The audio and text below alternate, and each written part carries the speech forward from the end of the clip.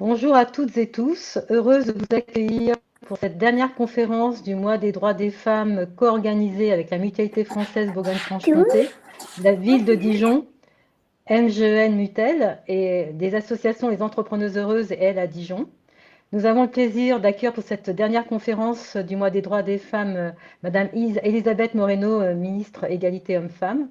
Et nous avons donc la présence de Bruno Herry, président de la Mutualité française Bourgogne-Franche-Comté, de Laetitia Martinez, vice-présidente régionale Égalité Hommes-Femmes, Diversité et Associations sportives, de Kildine Bataille, maire adjointe Égalité Hommes-Femmes, de Monsieur François Deseille, maire adjoint à Dijon, chargé des finances, de Lynn Montero, conseillère municipale, Isabelle Galmiche également vient de nous rejoindre, déléguée départementale aux droits des femmes aussi pour la Côte d'Or. Clémentine Hugo-Gential est là aussi, présidente de l'association Elle à Dijon. Il nous manque Laurence Berthou-Lafarge qui ne va pas tarder à se connecter. Je l'espère que vous avez déjà rencontré Madame Moreno, puisque elle est présidente des Entrepreneuses Heureuses, mais aussi porteuse du projet Where She Goes.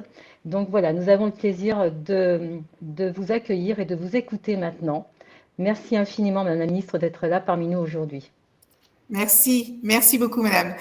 Alors, Madame la vice-présidente du Conseil régional, Mesdames et Messieurs les parlementaires, Mesdames et Messieurs les adjoints au maire, Madame la déléguée départementale aux droits des femmes, Mesdames et Messieurs, bonjour à toutes et à tous.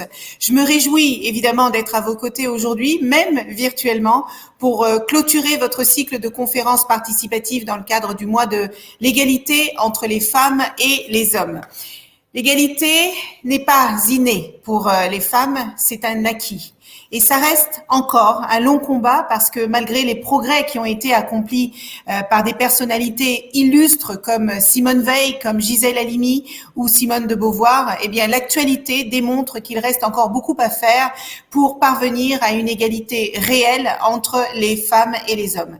Ce combat n'est donc pas achevé et les inégalités auxquelles sont confrontées les jeunes filles et les femmes tout au long de leur vie, mais également les violences sexistes et sexuelles que de nombreux hashtags ont sorti de l'ombre ces dernières années, nous révèlent l'ampleur du chemin qu'il nous reste encore à parcourir. Ces inégalités et ces violences se manifestent dans tous les interstices de notre société et ils ne connaissent aucune frontière géographique, sociale ou culturelle. Alors, comment accepter que 30% de nos concitoyennes aient déjà été harcelées ou agressées sexuellement sur leur lieu de travail? Comment accepter que 40% des femmes qui ont entre 20 et 24 ans aujourd'hui aient subi des comportements abusifs dans l'espace public, dans les rues de notre pays, au cours des 12 derniers mois? Comment accepter que 80% des violences contre les femmes aient lieu au sein du domicile conjugal? Comment accepter aujourd'hui encore l'écart de salaire entre les femmes et les hommes qui oscille entre 9 et 27%? Comment accepter que seuls 21% de nos startups aient été lancées par des femmes?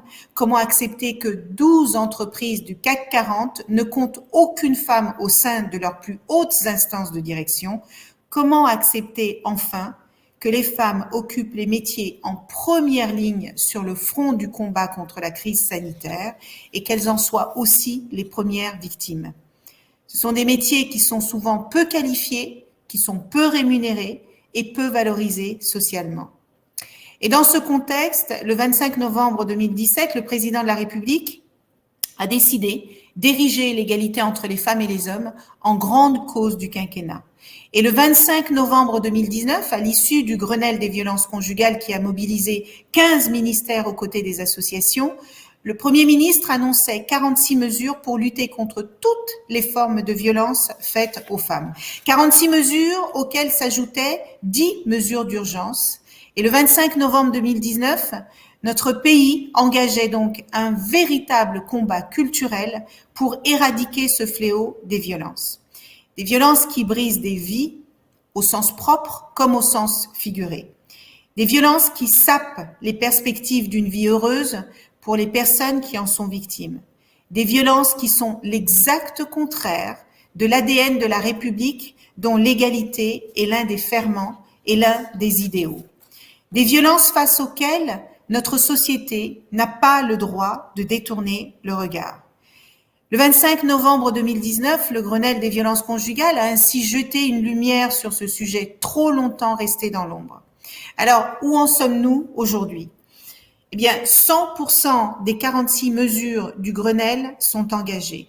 Et parmi celles que nous avons mises en place au cours des 6 derniers mois, je pense notamment au bracelet anti-rapprochement qui est maintenant déployé dans toutes les juridictions de France.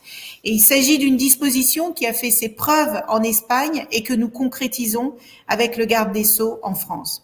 Je pense également aux 18 centres de prise en charge et d'accompagnement des auteurs de violences qui ont vu le jour cette année sur tout le territoire national. Un deuxième appel à projet sera lancé dès cette semaine par mon ministère afin que nous ayons 30 centres de prise en charge des auteurs de violences dans tout le pays. Par ailleurs, nous comptons créer 1000 places d'hébergement supplémentaires pour les victimes en 2021, en plus des 6572 places qui existent déjà aujourd'hui pour accueillir les femmes qui sont victimes de violences présentes sur tout le territoire. C'est un engagement fort que nous portons avec Emmanuelle Wargon, avec qui j'ai visité ce matin encore un centre d'accueil pour les jeunes femmes victimes de violences parce que malheureusement, les violences concernent toutes les générations. La lutte contre les violences faites aux femmes reste donc décidément une priorité pour ce gouvernement. C'est une priorité que nous ne pouvons pas, malheureusement, nous ne pouvons pas l'endosser seuls. Parce que parvenir à l'égalité réelle entre les femmes et les hommes nécessite un engagement total et surtout un engagement collectif. Et pour cela, nous avons absolument besoin du concours des collectivités locales. Depuis 1946, l'égalité entre les femmes et les hommes est un principe constitutionnel. Et depuis la loi du 4 août 2014, il s'agit d'une politique publique partagée entre l'État et les collectivités. Et je sais combien vous êtes engagés sur ce sujet à travers une multitude d'initiatives. Nous devons alors absolument travailler main dans la main sur un sujet qui dépasse les clivages partisans et les étiquettes politiques. Lundi dernier, par exemple, je me suis rendue à Nantes pour aller à la rencontre de l'association Citadelle. Il s'agit, je le crois, d'une magnifique illustration du travail en équipe que j'appelle de mes vœux, puisque cette initiative innovante est soutenue à la fois par la maire de Nantes, Johanna Roland, par le conseil départemental de Loire-Atlantique, mais aussi par l'État qui a débloqué 200 000 € pour accompagner cette association qui traite les femmes victimes de violences de A jusqu'à Z. J'ai l'intime conviction que ce triptyque gagnant, réunissant associations, collectivités et l'État, constitue le creuset de la réussite de notre combat. Et au-delà de ce travail collectif que j'estime primordial, le maître mot doit être aussi, à mes yeux, la transversalité. Parce que l'égalité entre les femmes et les hommes doit irriguer toutes nos politiques publiques et ce, de manière extrêmement concrète. Qu'il s'agisse de l'éclairage public la nuit, de la sécurisation des réseaux de transport public, de la politique de l'emploi, de la sensibilisation dès la petite enfance ou encore de la vie culturelle. Parce que le sexisme et les discriminations s'immiscent partout dans notre quotidien, nos politiques publiques doivent aussi agir en transversalité. Sans cette synergie entre les associations, les collectivités et l'État, nos actions ne réussiront pas. Et Dijon est, en la matière, une ville tout à fait exemplaire. Votre commune a depuis longtemps mené un programme ambitieux pour la promotion de l'égalité avec un E majuscule.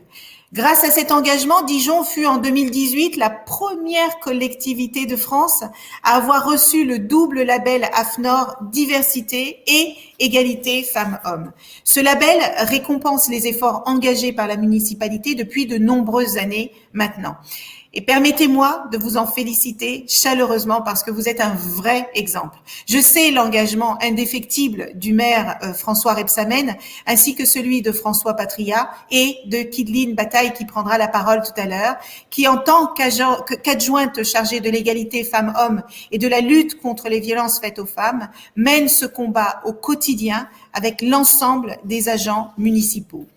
Le mois de l'égalité Dijon c'est Capitelle, vous avez organisé un travail remarquable et ça a été un point culminant de votre engagement. Il a permis de mettre la lumière sur vos actions, notamment en matière de lutte contre les stéréotypes, contre le sexisme dans l'espace public ou encore en faveur de l'égalité professionnelle. Mais cette promotion de l'égalité à Dijon, c'est toute l'année que vous la menez. Parce que comme l'a affirmé un jour François Rebsamen, ces valeurs d'égalité garantissent le bien vivre ensemble. Et je souscris évidemment totalement à ces propos. Et les actions que mène la municipalité en la matière sont très nombreuses. Je pense par exemple à l'initiative du CCAS de Dijon pour lutter contre la précarité menstruelle qui s'est traduite le 25 février dernier par la distribution de 56 000 protections périodiques aux femmes les plus fragiles à travers des associations locales.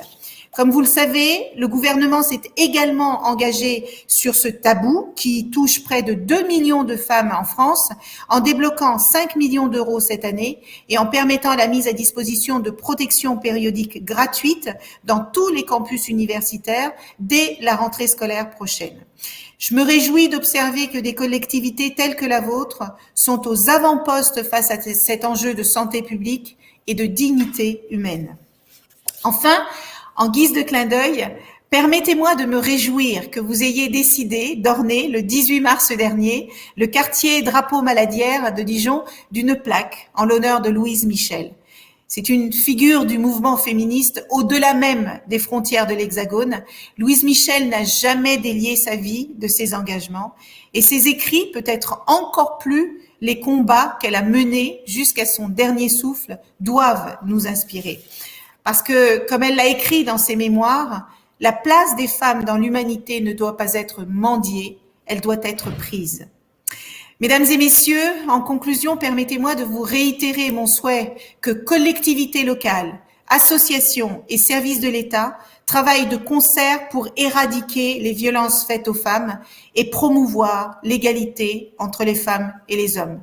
Ce combat n'est ni de gauche, ni de droite. De la même manière, ce combat ne concerne pas uniquement les femmes qui se battraient pour la moitié du ciel.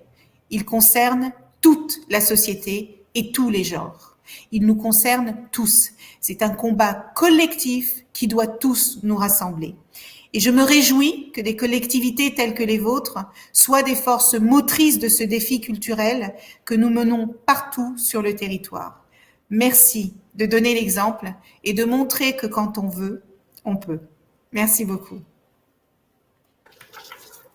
Merci beaucoup, Madame la Ministre, pour cette introduction à la fois inspirante et extrêmement encourageante dans le combat commun et collectif, comme vous l'avez souligné, qui est le nôtre à Dijon. Bonjour à toutes et à tous. Je précise que Madame la Ministre devra nous quitter après mon intervention parce qu'elle a d'autres obligations. Donc, Madame la Ministre, déléguée à l'égalité entre les femmes et les hommes, à la diversité et à l'égalité des chances, Mesdames et Messieurs les parlementaires, Madame la déléguée départementale aux droits des femmes, chère Isabelle, Madame la vice-présidente de la région, chère Laetitia, Monsieur le deuxième adjoint au maire de Dijon, cher François, Madame la conseillère municipale de Dijon, chère Ludmilla, Mesdames et Messieurs les élus de notre ville, mes chers collègues, Monsieur le Président de la Mutualité française de Bourgogne-Franche-Comté, Mesdames les représentantes de la Mutualité française, Madame la déléguée départementale de la MGEN, chère Marie, Mesdames les présidentes des associations Elle à Dijon et les entrepreneureuses, chère Clémentine, chère Laurence, enfin, Mesdames et Messieurs, car oui, j'espère qu'il y a encore aujourd'hui des hommes connectés. C'est avec une immense joie et un immense honneur que j'ouvre aujourd'hui la conférence de clôture de notre premier mois de l'égalité des droits des femmes Dijon c'est Capitelle en ma qualité d'adjointe au maire de Dijon, déléguée à la petite enfance, à l'égalité entre les femmes et les hommes et à la lutte contre les violences faites aux femmes. Votre présence, Madame la Ministre, atteste de l'intérêt réel que vous portez, d'une part aux collectivités locales, d'autre part, bien évidemment, à la lutte contre les inégalités de genre et à la lutte contre les violences faites aux femmes à l'échelle locale. Et je vous en remercie une nouvelle fois encore très sincèrement. Je vous remercie de vous trouver à nos côtés aujourd'hui. Et je remercie d'ailleurs Monsieur le sénateur François Patriat d'avoir fait le lien entre nous.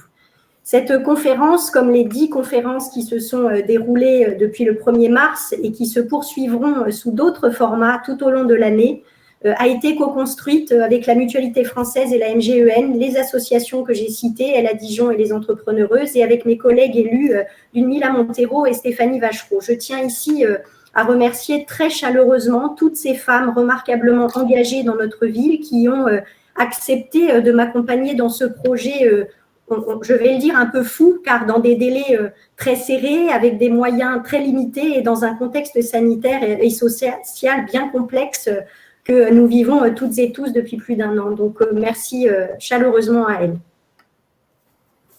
Merci à vous, Madame la maire adjointe. Je me joins aux remerciements, Madame la ministre, pour votre ouverture. Je vais vous poser une petite question qui dit de ma taille. Est-ce que vous pouvez nous rappeler en quelques mots ce mois de l'égalité, le résumé? Alors, c'est difficile de résumer 4 semaines de conférences en quelques mots, tant les contenus des débats et des échanges que nous avons vécus ensemble ont été riches. Mais le premier mot qui me vient spontanément à l'esprit, c'est évidemment le mot d'espace public. C'était le thème de cette année 2021 pour ce premier mois Dijon-C'est-Capitelle, celui de la place des femmes dans l'espace public, dans notre espace public, dans notre ville de Dijon et dans notre métropole. À l'heure où la circulation libre dans l'espace public est mise à mal par cette pandémie, la question de la place des femmes dans la ville reste véritablement posée et a nourri de nombreux échanges entre nous pendant les 10 conférences de ce mois. Vous nous avez demandé de lutter encore plus contre les stéréotypes sexués dans la publicité, qui peut être visible en ville ou encore dans notre communication municipale et métropolitaine. Vous nous avez demandé de véritablement adapter notre mobilier urbain, nos espaces de vie en commun, nos parcs ou encore nos cours d'école aux besoins des femmes, valides et non valides, avec ou sans enfants, autant qu'aux besoins des hommes. Ces discussions ont été riches et le rôle des élus locaux que nous sommes a été interrogé, bien évidemment, sur ce sujet. Le second mot qui me vient à l'esprit pour dresser ce bilan très synthétique de ce mois des droits des femmes, c'est le mot collectif. Je l'avais dit lors de la conférence d'ouverture du 8 mars et je le redis aujourd'hui et vous l'avez rappelé, merci Madame la Ministre, c'est la force d'un collectif qui permet d'agir, de faire bouger les lignes sur le sujet de l'égalité et de la lutte contre les discriminations et les violences et sur tant d'autres évidemment. C'est cette volonté d'agir ensemble, État, collectivités locales, associations, habitants, pour l'égalité entre les femmes et les hommes qui doit présider à toutes nos actions. C'est cette volonté de trouver collectivement des solutions concrètes en rassemblant toutes les énergies et les idées. Vous le savez mieux que personne, vous, les militants mutualistes et associatifs qui êtes connectés encore aujourd'hui. C'est dans cet esprit que nous avons imaginé ce cycle de conférences. C'est dans cet esprit, bien sûr, que je place mon action d'élu local à Dijon et à la métropole, en recueillant d'abord vos avis, vos besoins, vos critiques aussi, en restant à votre écoute et pas seulement sur ce mois de mars, mais constamment, pour enrichir encore et encore nos politiques publiques locales en faveur de plus d'égalité, en faveur de l'élimination des violences faites aux femmes et aux enfants, bien sûr, et enfin, combattre les inégalités du quotidien dans tous les interstices de notre vie en société, vous l'avez rappelé, Madame la Ministre. Enfin, pour que ce droit à la ville soit le même pour toutes et tous. Et donc, pour que mon mandat, comme je l'ai déjà exprimé à plusieurs reprises, incarne un 8 mars permanent et exigeant. Et puis, le troisième mot qui me vient, évidemment, c'est le mot femme, à la fois parce que vous avez été majoritairement connectés à 70% sur 600 personnes sur un mois, ça en fait des femmes engagées, parce que sans ces cohortes de femmes engagées à mes côtés, je n'aurais pas pu proposer quoi que ce soit dans le contexte actuel, a fortiori sur une première année de mandat, parce que je le dis et je le répète, je ne suis ni une experte de ces questions, ni une militante, donc j'apprends tous les jours à vos côtés. Et nous avons eu la chance d'écouter des intervenantes remarquables, je pense à Claudine Monteil, à Olivia Chalouin, aux étudiantes du Massy ou encore à la directrice du CHU de Dijon. J'ai eu la chance d'avoir avec moi des organisatrices et des animatrices remarquables aussi et puis évidemment des élus, des militantes et des citoyennes engagées et heureuses, me semble-t-il, d'avoir eu l'occasion de débattre, d'écouter d'autres femmes et d'autres hommes engagés dans notre ville. Parce que, soyons clairs, vous l'avez rappelé, Madame la Ministre, les hommes ont été présents aussi, même à 30%, c'est déjà énorme, et ils se sont exprimés. Je pense notamment aux maires nouvellement élus lors de la conférence que j'ai co-organisée avec le président de l'Association des maires de Côte-d'Or, Ludovic Rochette. Je peux vous dire qu'ils sont engagés eux aussi très fortement dans leur commune, dans cette lutte pour la parité en politique et pour l'égalité entre les femmes et les hommes dans la vie publique. Et de toute façon, rien ne peut se faire, rien ne pourra changer sans les hommes, car c'est à leur bénéfice tout autant qu'au nôtre, cette lutte pour l'égalité réelle, n'en déplaise à celles et ceux qui considèrent qu'une société égalitaire générera plus de conflits. Sortons du rapport de force permanent, nous en avons bien assez dans la sphère politique. Il n'y avait pas une deuxième question? À moi de vous poser la deuxième question, Madame Bataille, sous le regard de Monsieur Bruno-Éric, que je rappelle qui a été une force pour ce mois que nous avons organisé ensemble. Du coup, quel bilan tirez-vous de ce mois des droits des femmes, voilà, aujourd'hui, à l'issue de toutes les conférences que nous avons co-organisées? Très rapidement, Marie, nous avons été capables collectivement de proposer 10 conférences sur 10 thèmes différents qui ont été suivis, je l'ai dit, par près de 600 personnes. Ça n'est pas rien. C'est même extrêmement positif et très encourageant pour la suite. Et la suite, ce sera la mise en place de rendez-vous mensuels de l'égalité Dijon-c'est-Capitelle. On ne s'arrête pas à un mois ou à une journée. Chaque mois, sous des formats différents, en présentiel, je le souhaite de tout cœur, pour permettre à tous les habitants de notre ville et de notre métropole d'être sensibilisés et d'agir pour plus d'égalité. Nous organiserons ces rendez-vous dans les MJC, dans les mairies de quartier, dans les bibliothèques et avec l'ensemble de mes collègues élus, bien évidemment. Car le bilan essentiel que je tire de ces conférences, je l'ai dit, c'est cette mobilisation de toutes les énergies, mais surtout, ce sont la qualité des réflexions engagées et des propositions qui ont été faites, qui vont nous permettre d'enrichir la feuille de route d'élu local qui est la mienne et surtout d'enrichir ensemble nos politiques publiques territoriales et donc de répondre véritablement aux besoins des habitantes et des habitants pour mieux vivre ensemble, comme le dit très souvent, et vous l'avez rappelé, Madame la Ministre, notre maire François Rebsamen, depuis longtemps, avec le soutien évidemment de l'État et des autres collectivités et forces vives de notre métropole et de notre région. Car je vous l'ai dit, seules les coalitions, les mobilisations collectives peuvent faire bouger durablement les lignes. Merci. Et est-ce que vous pouvez nous en dire un peu plus sur ces actions concrètes que vous allez pouvoir mettre en œuvre avec la ville de Dijon, mais aussi la métropole ? Alors d'abord, la première action à mener, c'est la ratification de la Charte européenne pour l'égalité entre les femmes et les hommes dans la vie locale. Le maire de Dijon s'y était engagé pendant la campagne des municipales. Nous allons donc présenter, et je l'espère, valider, voter lors d'un prochain conseil municipal cette charte pour pouvoir ensuite la ratifier. Cette charte viendra renforcer encore davantage l'engagement de notre ville pour plus d'égalité et moins de violence, et de notre métropole aussi, parce qu'elle nous obligera en quelque sorte, au-delà de la double labellisation AFNOR qui est la nôtre en matière d'égalité et de diversité, Madame la Ministre l'a rappelé, cette charte nous obligera à définir un plan d'action sur 2 ans et surtout à évaluer nos politiques publiques sous le prisme du genre, selon un cadre défini et une méthodologie éprouvée et fruit d'un consensus européen. Ensuite, justement, ou en parallèle plutôt, l'action à mener très concrètement à mon échelle, à l'appui de cette charte et de nos labels, c'est celle de procéder à un véritable diagnostic genré de nos politiques publiques. Ce diagnostic permettra de rendre visibles les inégalités, notamment grâce aux statistiques sexuées, et cela légitimera et enrichira considérablement, j'en suis convaincue, à la fois l'ensemble de notre action publique municipale et ma politique égalité, celle que je porte. Cela mobilisera aussi encore plus fortement l'ensemble de mes collègues élus et nos services, car j'estime que s'appuyer sur un diagnostic pour définir des priorités politiques me paraît indispensable en matière de lutte pour l'égalité. Ce diagnostic permettra en parallèle la mise en place d'un observatoire métropolitain de l'égalité et des violences. J'y tiens beaucoup, cela a du sens, à condition évidemment que l'on s'observe d'abord, nous, notre ville et notre métropole, en y associant bien sûr les chercheuses et les chercheurs de notre université, les forces vives associatives et politiques de notre métropole et l'ensemble des acteurs concernés. La commission extra-municipale mise en place par mon collègue Christophe Berthier, en charge notamment de la lutte contre les discriminations, intégrera un groupe de travail dédié à l'égalité femmes-hommes et va pleinement dans ce sens, et les travaux qui y seront menés préfigureront bien évidemment cet observatoire. Une autre action concrète, c'est la sensibilisation, la formation continue aux enjeux de l'égalité et à la lutte contre les violences de nos travailleurs sociaux, de nos médiateurs, de nos agents. Les policiers municipaux ont été et sont formés bien évidemment en ce moment, et bien évidemment de nous, les élus locaux, car il nous faut impérativement continuer à construire une culture collective de l'égalité à l'échelle de notre ville et de notre métropole, qui nous concerne toutes et tous. Vous me l'avez dit pendant les conférences, c'est en accompagnant plus fortement les élus locaux, les agents, toutes les forces vives de notre ville et de notre métropole que nous contribuerons à la diffusion de cette culture de l'égalité et à la valorisation de projets forts, vecteurs de transformation.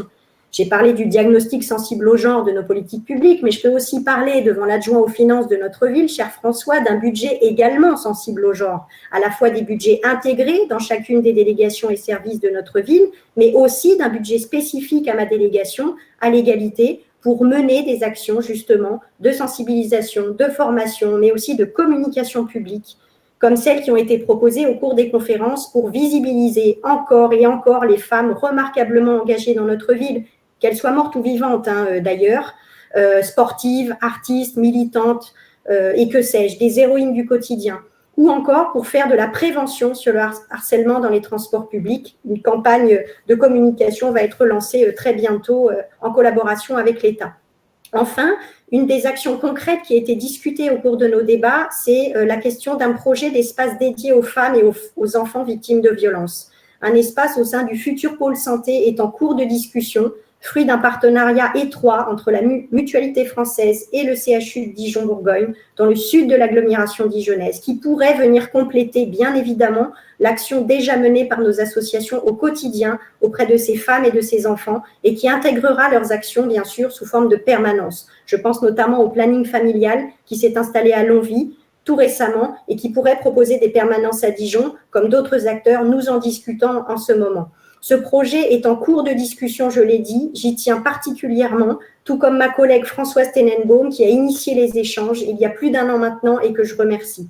Et puis, au vu de la délégation qui est également la mienne côté petite enfance, vous imaginez bien que des actions de sensibilisation des plus jeunes et des familles aux enjeux de l'égalité pour déconstruire un certain nombre de stéréotypes encore bien ancrés dans les mentalités et qui conditionneront ce bien vivre ensemble dans notre ville, et ce, dès la couche, font partie intégrante des actions que je souhaite mener dans les prochaines semaines avec les équipes de la direction de la petite enfance de notre ville et avec notre conseil municipal d'enfants, en lien avec mon collègue adjoint à l'éducation Franck Le Hennoff. Les projets d'établissement de la petite enfance intégreront des actions concrètes dans le domaine de la lutte contre les stéréotypes de genre. C'est en cours et je fais intervenir le 7 avril prochain devant les jeunes élus de la commission Solidarité Santé que je préside au sein du conseil municipal d'enfants, l'association Les Papillons, qui lutte au quotidien contre les violences sexuelles faites aux enfants et contre le harcèlement scolaire. Voilà en très synthétique, parce que le temps avance trop vite, les actions qui sont et qui seront les miennes, les vôtres, les nôtres à Dijon et dans notre métropole. Je remercie encore très sincèrement toutes celles et ceux d'entre vous qui ont contribué activement à enrichir ma feuille de route et surtout ma réflexion politique pendant ce mois de mars. Je m'engage à vous faire un retour circonstancié sous forme d'un rapport détaillé et d'un bilan de ces propositions que vous m'avez faites d'ici l'automne. Madame la ministre, vous en serez bien sûr destinataire également.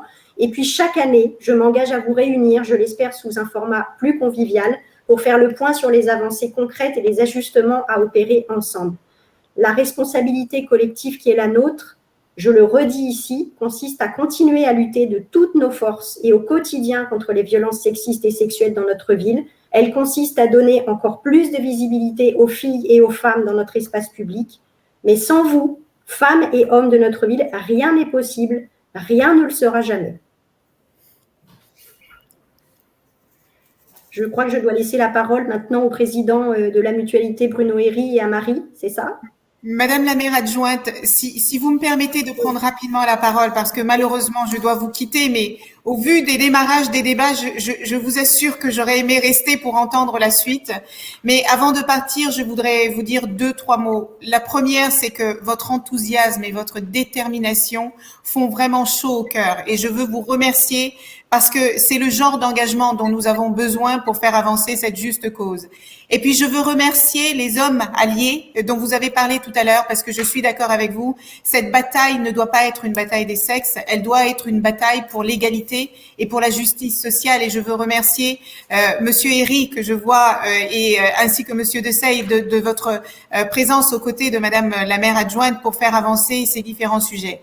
Et puis à vous toutes, mesdames, qui vous battez au quotidien pour faire en sorte que cette égalité entre les femmes et les hommes devienne réelle et concrète dans notre pays, je veux vous dire que nous sommes nombreuses et je veux vous dire que je suis à vos côtés et je serai heureuse évidemment de voir le résultat de vos travaux parce que il faut nous appuyer sur ce qui fonctionne, il faut nous appuyer sur les bonnes pratiques, sur les bonnes idées parce qu'un sujet comme celui-là doit évidemment nous rassembler. Monsieur Patrick Chevalier, j'ai vu votre commentaire en ce qui concerne les femmes dans le sport. Évidemment que c'est un sujet que Roxana Maracineanu porte à bras le corps. Je travaille beaucoup avec elle sur ce sujet. Vous avez vu, l'actualité nécessite que nous n'oublions pas cette partie et je suis évidemment sincèrement impliquée parce que le sport, c'est l'épanouissement, c'est la liberté. Il faut que les femmes y trouvent leur place comme tout le monde. Et puis, j'ai également noté, Madame Marie-Odile Cholet, votre remarque en ce qui concerne les femmes en situation d'agisme, parce que il y a beaucoup de causes de discrimination dans notre pays et l'agisme en est un. Les hommes souffrent d'agisme, mais les femmes ont véritablement une double peine. Vous avez mentionné leur isolement, vous avez mentionné la précarité menstruelle. C'est également un sujet dont nous nous sommes saisis. De la même manière que nous travaillons sur les familles monoparentales, 85% des familles monoparentales sont portées par des femmes et c'est un peu plus d'1 million d'enfants qui vivent sous le seuil de précarité, de pauvreté, pardon. C'est pour ça que nous avons lancé ce nouveau service public de paiement des pensions alimentaires par les caisses d'allocation familiale parce que c'est 20% du budget de ces familles monoparentales, ces pensions alimentaires. Et donc, nous continuons à travailler d'arrache-pied là-dessus et nous ne les oublions pas, évidemment. Donc, merci infiniment à chacune et à chacun. Merci pour le travail que vous avez fait. Je vous souhaite une bonne continuation. Et, chère Madame Bataille, j'espère avoir l'occasion de vous rencontrer bientôt à Dijon. Merci beaucoup. Merci. Au revoir. Prenez soin de vous. Bye bye.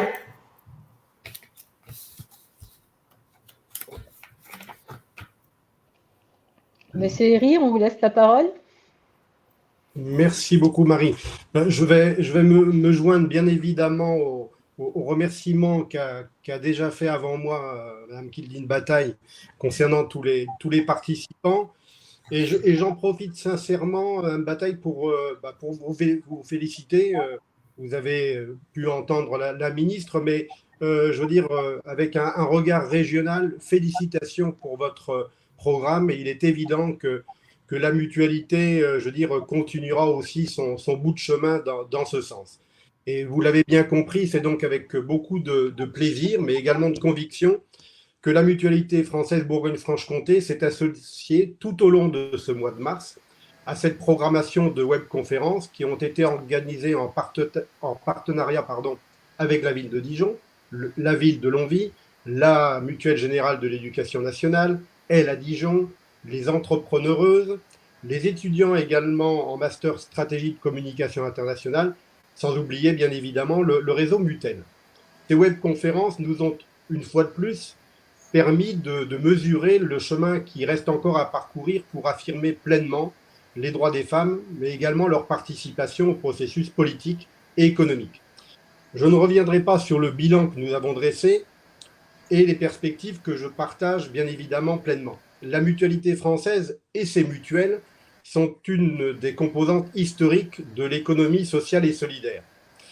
Et fondée sur des valeurs de recherche de l'intérêt général et d'utilité sociale, ce secteur de l'économie sociale et solidaire n'échappe pourtant pas aux inégalités de genre, aux stéréotypes ou encore aux problématiques de sexisme.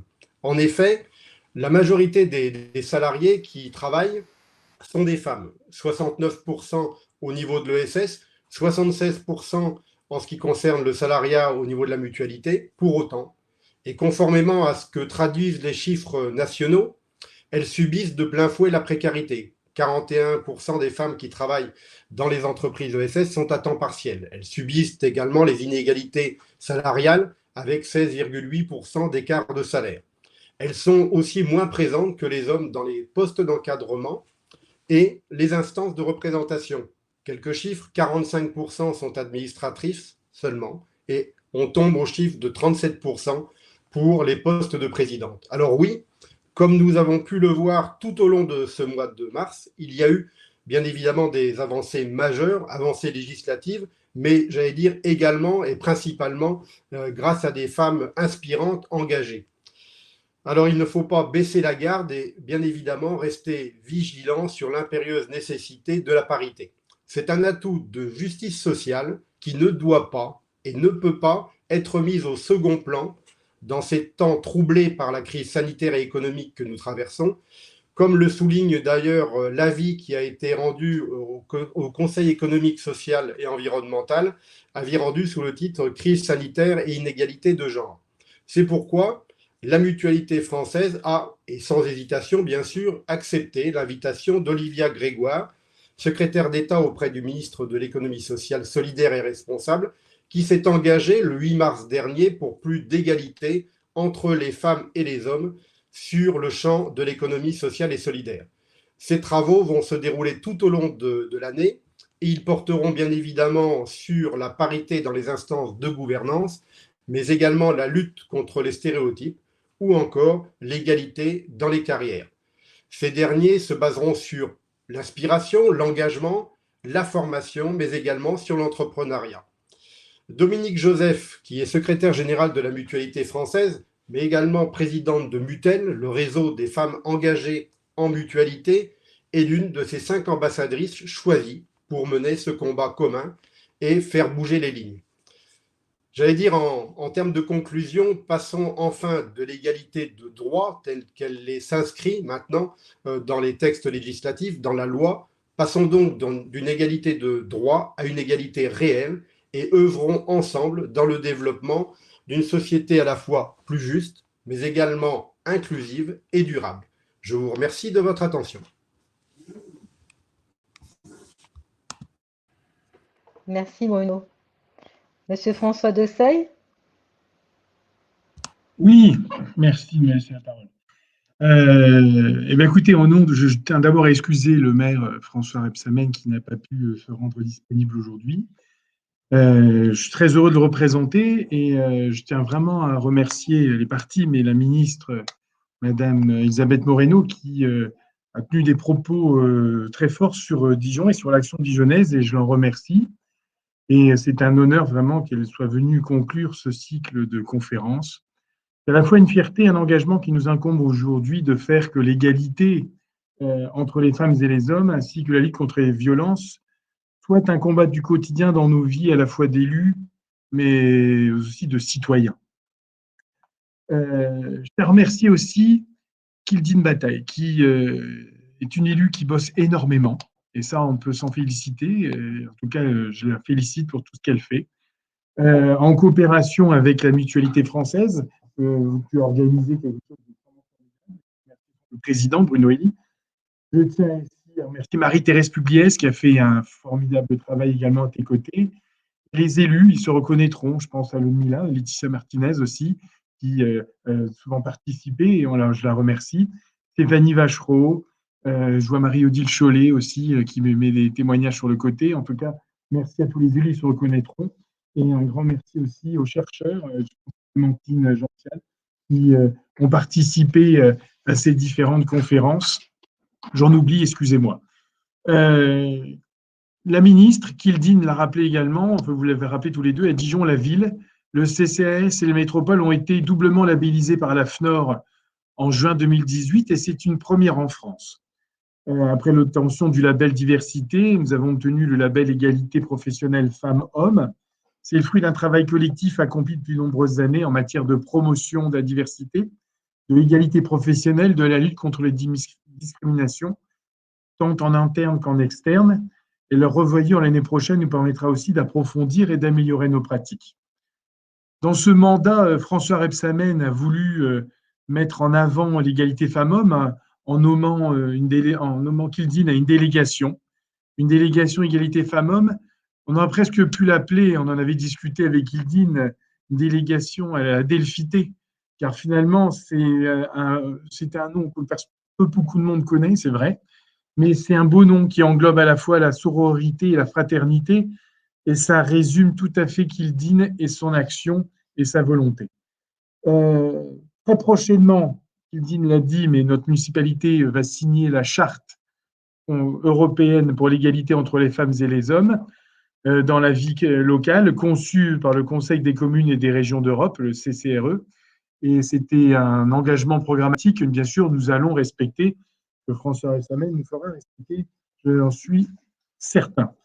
Enfin, car la signature de la charte et l'obtention de labels ne peuvent être une fin en soi, nous devrons aussi, et j'en parle en connaissance de cause, en tant qu'adjoint en charge des finances, interroger nos politiques publiques, nos orientations budgétaires, afin d'éviter que celles-ci ne confortent des inégalités et des stéréotypes entre Dijonnaises et Dijonnais. Nous l'avons abordé lors des derniers débats d'orientation budgétaire et bien sûr, nous le raborderons prochainement au mois de juin. Avant de laisser la parole, une dernière chose en cette période où les polémiques sont nombreuses. La lutte contre les inégalités entre les femmes et les hommes et les violences, ça doit être un combat mené autant par les femmes, mais aussi par les hommes. Je suis convaincu que seule une approche universaliste nous permettra de changer en profondeur et durablement notre société. Voilà, je vous remercie. Je laisse la parole à ces charmantes dames qui sont avec moi, autour de moi.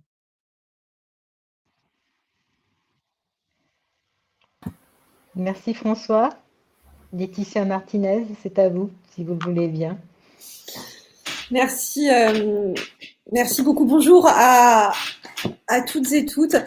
Je ne serai pas très originale ce faisant, mais je voudrais vraiment commencer mon propos en saluant le travail qui a été réalisé autour de ce mois de l'égalité, ce travail partenarial entre la ville de Dijon, la mutualité, la MGEN, Elle à Dijon, les entrepreneureuses, et plus travail de ces institutions, associations, mais aussi saluer le caractère militant de celles et ceux qui le portent et qui l'ont construit et qui l'ont animé pendant un mois, avec une pensée peut-être un peu personnelle, mais sincère, en direction de Kildin et de Marie, avec qui j'ai l'occasion de travailler depuis de nombreux mois et dont je sais l'action extrêmement précieuse pour faire progresser l'égalité sur le territoire de manière générale. Redire aussi la nécessité d'approcher cette question par le biais du collectif. C'est ce que reprécisait, c'est ce qu'impulsait la loi du 4 août 2014, à laquelle Madame la Ministre a fait référence tout à l'heure, la loi pour l'égalité réelle entre les femmes et les hommes, celle qui doit, Monsieur le Président, traduire effectivement notre égalité de droit qui est aujourd'hui inscrite dans la loi. Je crois qu'il reste peu d'interstices législatifs sur lesquels faire encore progresser les droits, puisque ceux-ci sont inscrits comme étant des droits égaux. Cependant, on le constate, on le vit aussi au quotidien, les inégalités sont encore pleinement à l'œuvre entre les femmes et les hommes. Et pour ce combat, moi je suis assez convaincue de la force des réseaux pour pouvoir avancer en la matière, de la nécessité de ces temps d'échange, quels que soient les sujets sur lesquels nous avançons, quelles que soient parfois nos approches qui peuvent avoir des nuances dans ce combat en faveur de l'égalité. Pour autant, ces temps d'échange, ces temps de partage et cet objectif partagé me semble très important. Pourquoi ? Parce que on s'inscrit en plus dans une démarche comme celle-ci sur du temps long.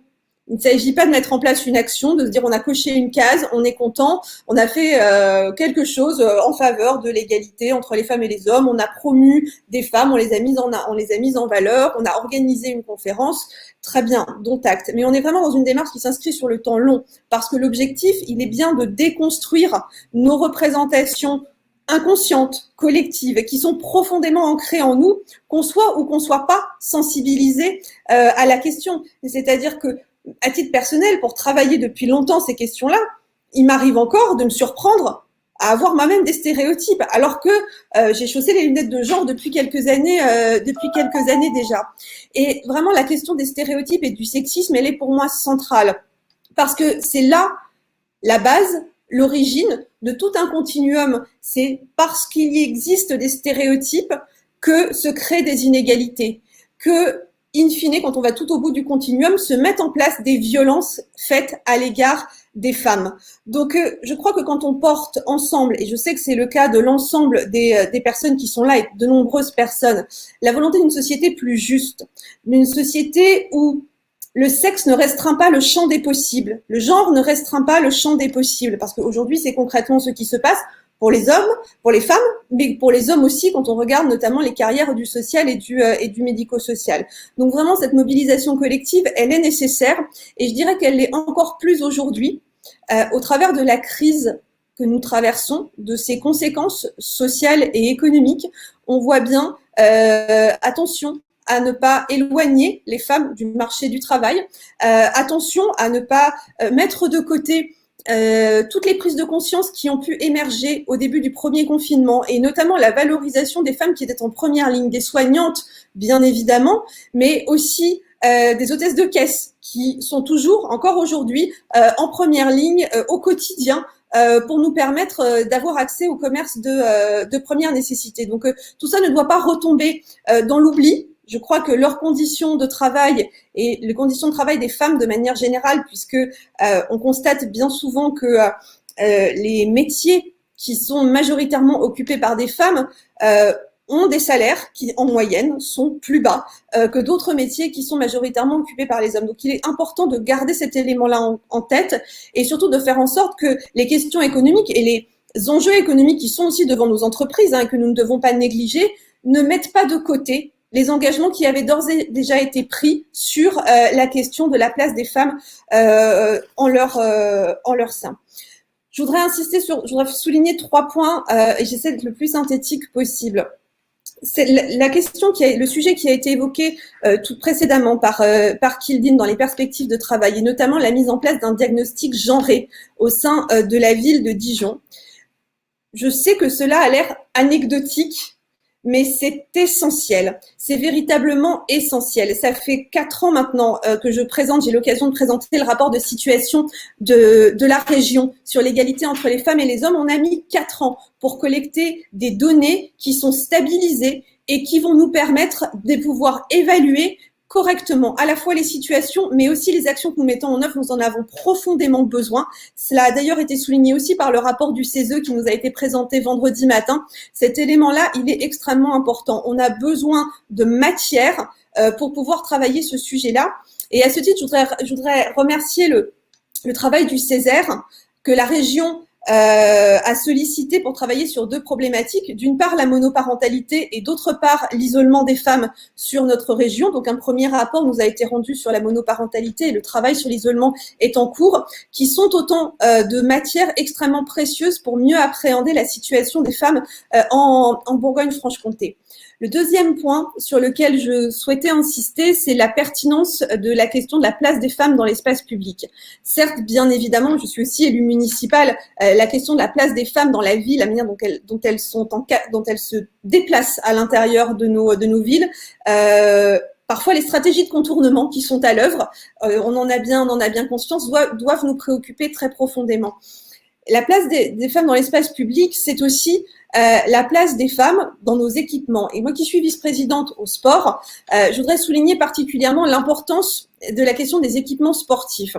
Certaines études montrent que nos équipements sportifs, et a fortiori quand ils sont des équipements de pratique libre, s'adressent beaucoup plus dans les faits, absolument pas dans l'intention, mais dans les faits, aux garçons, aux jeunes garçons qui viennent s'approprier cet espace de manière beaucoup plus spontanée que les femmes. Et je crois qu'il est aussi de notre responsabilité d'être vigilants à ce que chacune et chacun puisse bénéficier de ces équipements qui sont mis en place sur l'ensemble d'un territoire. On a essayé à la région, on a commencé un travail, notamment au travers de la politique sportive, un travail pour voir comment, au travers d'une politique publique qui est celle des sports, on peut essayer d'appréhender la question de l'égalité dans l'ensemble de notre action. Ça s'est traduit par des dispositifs, je l'avoue, parfois de contrainte. Lorsque nous passons des contrats avec les ligues et les comités régionaux, un axe concernant l'égalité et la mixité est obligatoire pour nos partenaires du mouvement sportif, c'est-à-dire que s'il n'y a pas d'action dans cet axe-là, il n'y a pas de contrat, donc les fonds ne sont pas débloqués sur l'ensemble de notre contractualisation. Ça a un tout petit peu grincé des dents au début, je vous l'avoue, si je suis très honnête sur le sujet. Néanmoins, aujourd'hui, après 2 générations de contrats, on sent bien que le sujet a fortement progressé, qu'en fait, ce n'est plus un sujet. On est attentif aussi à l'occupation des équipements qui sont soutenus et qui sont portés par d'autres collectivités et qui sont soutenus. Dans tous les éléments de la politique sportive de la région, on a vraiment essayé de prendre en compte cette question-là. Et ça rejoint comment, au travers de nos politiques publiques sectorielles, on regarde la question des inégalités entre les femmes et les hommes. Cela ne peut pas être qu'une politique, c'est une politique publique à part entière, c'est certain, portée par une adjointe, avec, et j'en suis convaincue, il le faut aussi des budgets pour pouvoir avancer, des budgets propres, parce que ça reste quand même le nerf de la guerre. Mais il faut aussi que l'ensemble des élus qui mettent en œuvre les politiques publiques puissent regarder la manière, si la mise en œuvre de leur politique publique soit n'accroît pas les inégalités, et si elle ne le fait pas, comment elle est en mesure de les corriger. Et ça, c'est une question extrêmement importante. J'ajoute un dernier point sur la question sportive pour rebondir à ce que disait Patrick Chevalier dans le chat tout à l'heure. La question des violences sexistes et sexuelles dans le sport, elle est essentielle, elle est particulièrement d'actualité. Et j'en profite pour souligner le fait que la région a financé, a sollicité auprès de chaque ligue et comité régional la désignation d'une personne référente sur ces questions-là, auprès de qui la région a financé une formation importante, conséquente, afin de sensibiliser et surtout d'armer les personnes qui reçoivent des femmes, pas que, et des hommes aussi, victimes de harcèlement sexiste, sexuel ou de violence dans le cadre du mouvement, enfin, de leur pratique sportive. Et cette dimension doit absolument recueillir notre attention. Je pourrais vous parler pendant des heures de tout ce que nous pouvons faire et surtout de tout ce qui nous reste à faire. Le temps serait encore plus long en la matière. Peut-être juste terminer en vous disant que nous avons encore pour la prochaine session 2 sujets pour parler d'égalité à la région lors de nos prochains débats. Le plan égalité professionnelle au sein de la collectivité régionale qui sera présenté à la prochaine session plénière. Et puis le plan pour l'entrepreneuriat des femmes qui est passé avec les services de l'État et BPI France que nous présenterons également.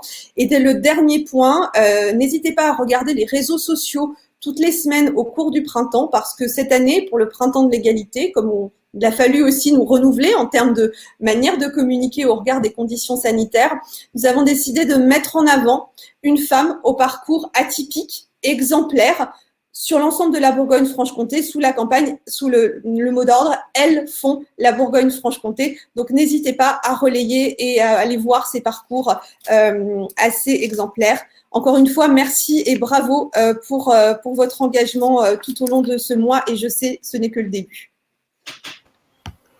Merci, Madame Martinez. Je pense qu'on peut entendre Merci, Madame Laetitia. Oui, bonjour à tous et toutes. Je suis ravie de participer à cette visio et en plus d'avoir la chance de voir pour la 2e fois dans la même semaine ma ministre, puisque nous étions avec elle lundi avec l'ensemble du réseau des délégués. Donc, je connais son emploi du temps, mais je sais aussi son engagement et sa volonté d'être sur le terrain aux côtés de celles et ceux qui œuvrent à ses côtés sur cette thématique et ces thématiques d'égalité et de lutte contre les violences. Je ne vais pas en rajouter plus parce que nous sommes tous et toutes convaincus et nous sommes tous et toutes dans l'action. Juste rappeler que tout ce qu'a dit Kildine, effectivement, nous y participons à l'État, bien sûr. Alors moi, parfois directement en sensibilisant dans les formations, aux côtés des associations. Kildine, tu parlais des policiers municipaux. C'est effectivement quelque chose qu'on a démarré. Et puis, j'ai la chance d'avoir les techniciens et les techniciennes de la ville de Dijon ou de Dijon Métropole dans les réunions techniques sur les dispositifs pour les victimes de violences. Le projet qui est porté pour l'instant en réflexion sur un espace dédié pour les femmes en lien avec le CHU et la mutualité et les autres structures. Bien sûr, c'est à accompagner parce que effectivement, l'idée, c'est pas de construire quelque chose qui existe déjà ou en concurrence, mais bien de construire en complémentarité. Donc, je serai là aussi pour apporter le soutien qu'il faudra sur et la coordination par rapport à l'aspect coordination, puisque je suis sur le 21, donc j'ai une vision un peu plus haute, on va dire. Du coup, la dernière chose, c'est que je sais que la ville de Dijon est fortement engagée et elle va se réengager, et ça, j'en suis sûre et certaine, dans le cadre de la revoyure du protocole départemental de lutte contre les violences conjugales qui s'est allé 2018-2020 et qu'on va remettre sur le travail pour redonner encore un renouveau au dispositif et continuer à adapter ce qu'on fait au service des victimes, des auteurs et des enfants victimes de violences conjugales. Donc voilà, je sais que c'est que le début. Laetitia Martinez l'a dit. Nous sommes au début et nous continuons parce que c'est pas parce que les choses sont faciles qu'on les fait, au contraire, c'est parce qu'elles sont difficiles. Donc continuons ensemble et gardons l'espoir.